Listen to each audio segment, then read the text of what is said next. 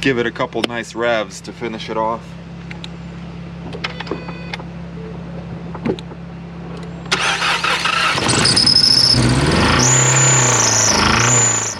I feel like I need like a hazmat suit or something to clean this out. Engine knock. Awesome.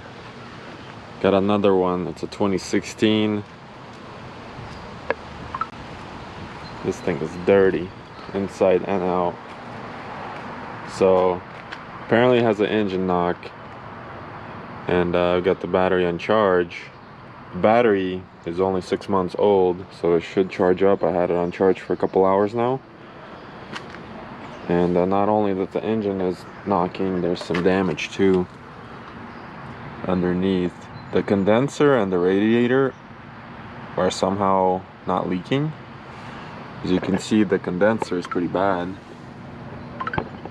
and the bottom radiator support is bent, but this thing has just been sitting somewhere for a while. Check this out. Someone had some addiction problems. Red Bulls, cigarettes. I don't know how people drive like this. It's just completely trashed inside. Look at this. There's like bottles and all kinds of stuff. The trunk is full also. We'll open that in a minute when the battery's hooked up.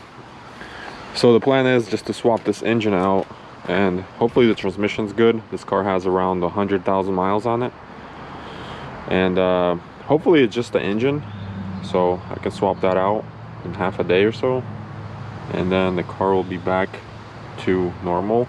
I just don't see how someone destroyed a 2.0 engine and 100,000 miles. I'm guessing lack of oil changes, possibly. There's some kind of oil leak there, but the oil looks clean. Oil looks good,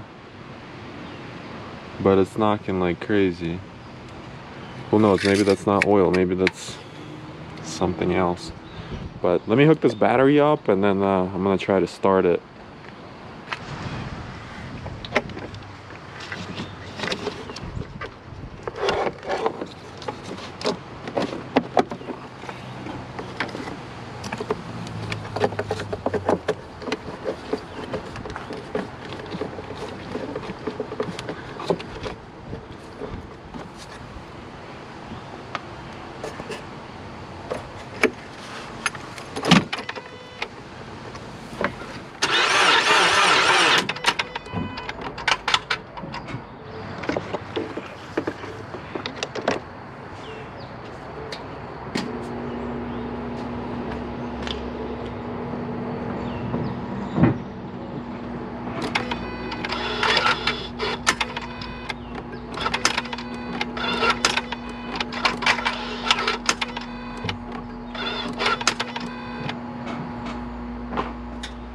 And I think this engine's seized.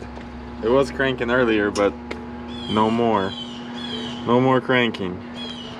I learned something crazy today that I didn't know before. So these battery chargers, the booster box, you see how it's, right now it's on and it's doing that? Well, if your battery's completely dead, like completely dead, this doesn't work. Because it thinks it's connected to nothing.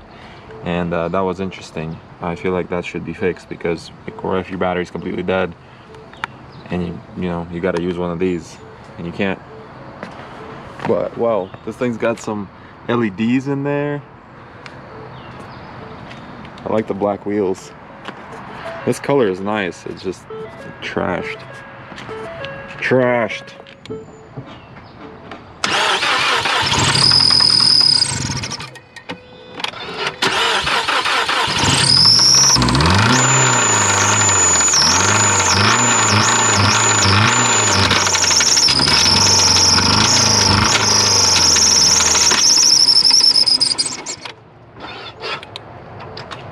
Something tells me that this engine's bad.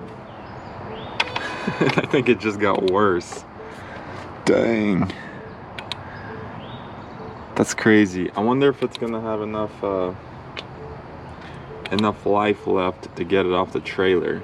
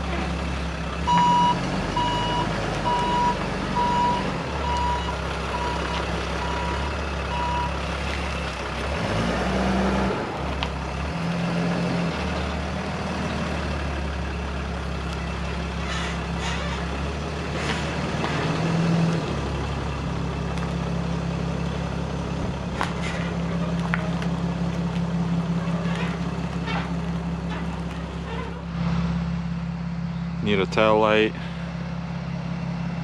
Let's see if this thing will drive off the trailer. All I have to do is just put it right there. Let's see if it's got enough juice in it to move.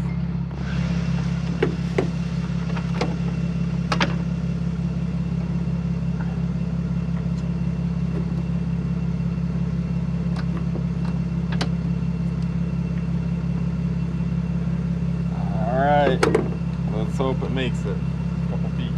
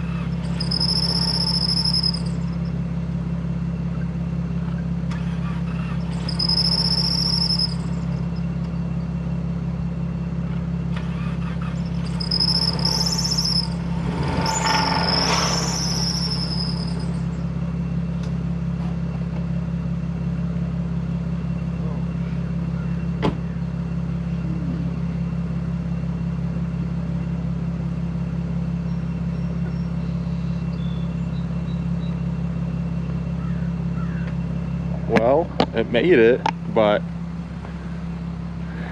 there's a hole in that block now.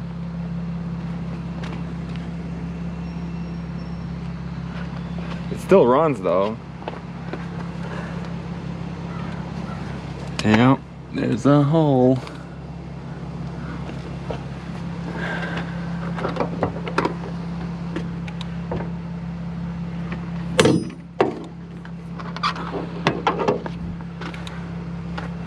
It's somewhere behind this intake, I guess. I'm tempted to just rev it a couple times and see what happens. Let's do it. Let's give it a couple nice revs to finish it off.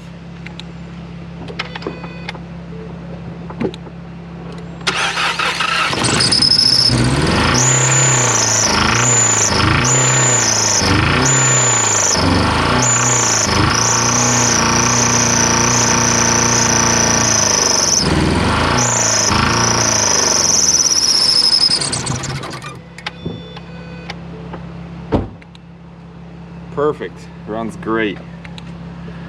All right, first things first, I'm gonna get rid of all this trash because the car must be clean.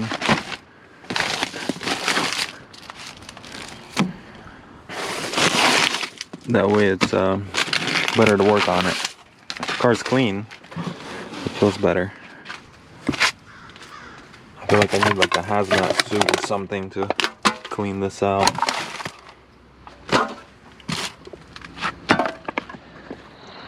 Well, the car looks better on the inside. than it did an hour ago. There was a bunch of trash. There's like 2 full trash bags of stuff, trunk and inside the car, everywhere. This right here I'm gonna pressure wash. It's getting dark though, so I'm not gonna pressure wash it today. But the good news is the new engine, well, new/used engine, is coming tomorrow with only 40,000 miles on it. So I'm gonna start the swap process tomorrow and maybe even get it done tomorrow. Who knows? I mean, this shouldn't take long. I'm planning to take the whole front clip off. That means I have to drain the AC and drain the coolant, which looks, I thought maybe the radiator was busted, but it looks like there's coolant in the reservoir, so there's a chance that it might have survived. It just, everything got pushed back from underneath. But hopefully once I get the used engine in here, it's gonna be running good. I don't know how the transmission will be, but I guess we'll find out. For today, I'm just gonna remove the battery and put it on the charge overnight. Looks like, you know, the battery's only like 6 months old, and I charged it for about an hour on 35 amps, and it's holding charge. So a nice charge overnight will be perfect for it. All right, well, I guess until tomorrow. New/used engine just got delivered. Apparently it has 40,000 miles on it, and there's a VIN number there. I can just check it, double check the mileage, but I'm pretty sure I can take their word for it. It just looks dirty because it's been sitting in a warehouse probably for a while. But got in the back of my van now. Gonna bring it home after work and then start replacing it. Only thing that sucks is there's a wire that got ripped out, but I'm pretty sure I can just put a terminal on there and it'll be fine. That's for the oil pressure sensor down here. So looks good. Let's get the swap going. So I gave this thing a wash this morning before I went to work, and it's looking good. There's some stuff that didn't come out, like bugs and stuff like that, but it's gonna get another wash. But I washed the engine bay also, and I wanted it to dry while I was at work, and it looks good. Clean engine is just gonna be easier to work on. So it's already pretty kind of getting late, but I want to see how much I can get done. So I'm gonna put on some jack stands real quick and start taking the front clip apart. I mean, there's a couple ways you can take this engine out. I guess you could drop it.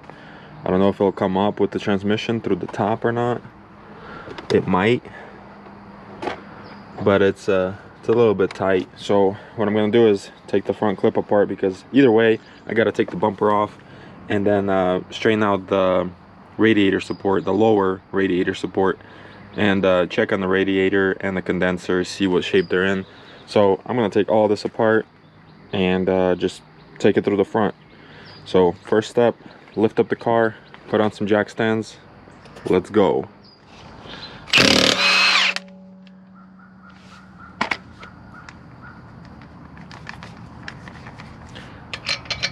Once again, I always hate these lug nuts with the stupid caps on them.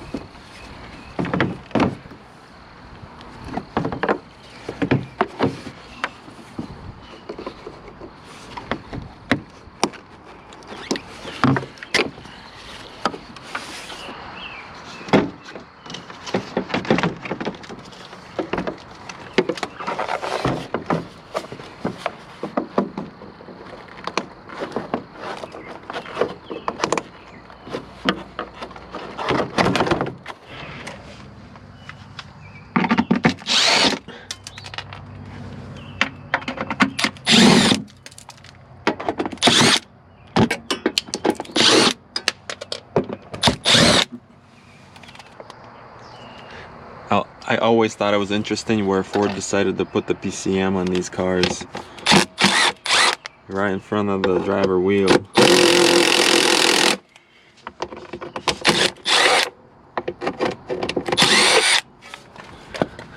And this thing is just, this bottom one is stripped already.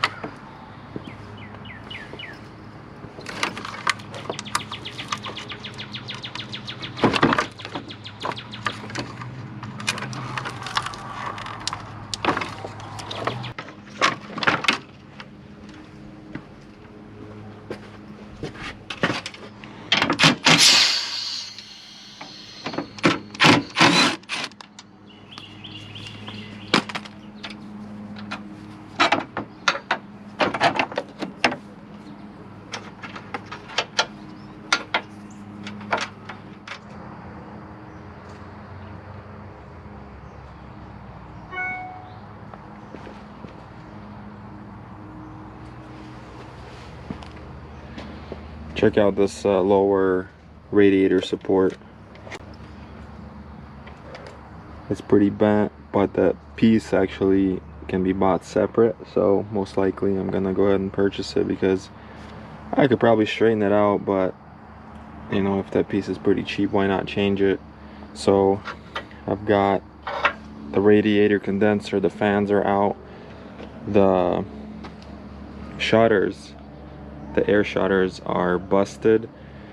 I think I could just buy the housing and just swap the motor over because this section is missing, but you can, I think you could buy the whole housing with the shutters and stuff. So there's a couple things I have to order, but it doesn't stop me or slow me down at the moment. What I'm gonna do is remove this reinforcement bar and take the battery tray out, take the axles out, and drain the oil. And I'm thinking to drain the oil in the transmission and the engine. That way I could just fill fresh fluids once I reinstall everything. But for now, let me get this bar out of the way, and then I'm gonna hop underneath and remove the axles. Still gotta take the hub apart a little bit, but moving along, almost got it out. Let's keep going.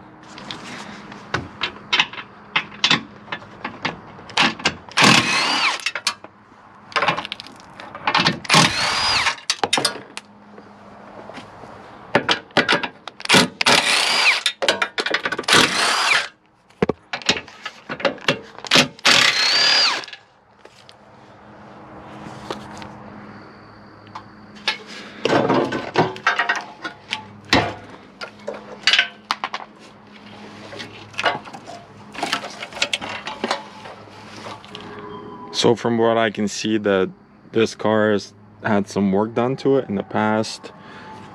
Things like the thermostat looks like was replaced. There's some evidence of the sockets being on the bolts, and this wire was ripped out. So I'm guessing the car probably had a battery light on It's just an alternator wire.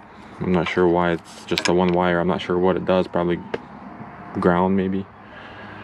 I'm not sure, but I'm sure because of that you would have a battery light on the dash. I'm trying to figure out where this oil was leaking from. I thought for sure there would be a hole in the block, but I don't see it here unless it's behind the starter or something. But either way, the engine's got to come out. But also what I noticed is there's some kind of copper flakes in the coolant, and I wonder if maybe someone used stop leak or something like that. So probably not a bad idea to go ahead and replace the radiator, even though it's not leaking, but it did get a little bit bent from the whatever hit it underneath. I'm surprised that this is not leaking, but also would probably be a good idea to replace it. It's pretty messed up, but I guess let's get this motor out and continue.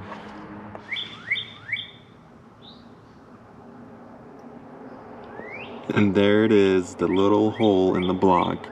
There's actually a hole right here, and then it's cracked. I don't know if you can see it in video, but it's cracked. And there's actually oil in here where the flywheel is, or flex plate. So I'm guessing there's another hole in there because this is cylinder number 4, looks like. So there's probably another crack in there in the housing. So this engine is toast. I'm about to drain the oil and get to the axles finally.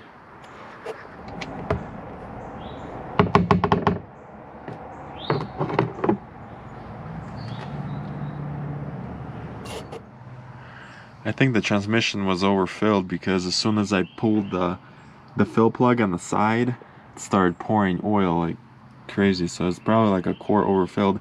I know I have a car, the car lifted in the front slightly, but it shouldn't be that much coming out for sure. And this oil is pretty dark.